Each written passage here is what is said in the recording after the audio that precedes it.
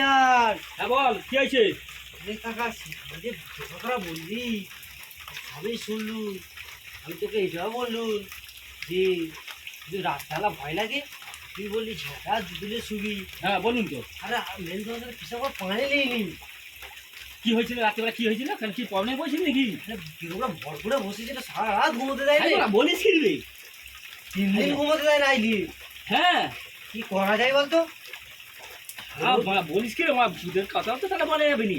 আর বলেও তো ফেলুন সেদিনে ভূতের কথা। আরে আমার দাদু বলেছিল যে যদি তুই পিসাব করে না পানি নিস, হ্যাঁ তাহলে তুই মোটামুটি ভয় লাগলে বলে একটা জুতো আর একটা ঝাঁটা নিয়ে মাথা গোড়ার কাছে শুবি, তোর কাছে তোর ভয় লাগবে না, এক নিলে সকাল হয়ে যাবে, ঠিক আছে? আচ্ছা আর তুই এটা করেছিস হয় না?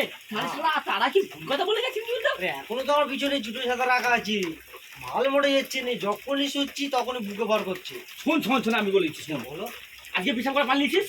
হ্যাঁ এখন ওখানে থাকে তো লিয়ে আছে, বেকেলে যদি না লিয়ে থাকে। ব্যাস কাজ হয়ে গেছে, মনে কর পিসাব করে পানি নিয়েছিস মানে কাজ হয়ে গেছে।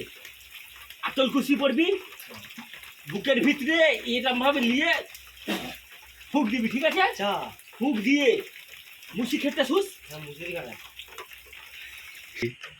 তো মুসি খাটাস তো? হ্যাঁ শোন, মুসি ভিজে ঢুকে চারিদিকে বেঁচে নিবি, ঠিক আছে?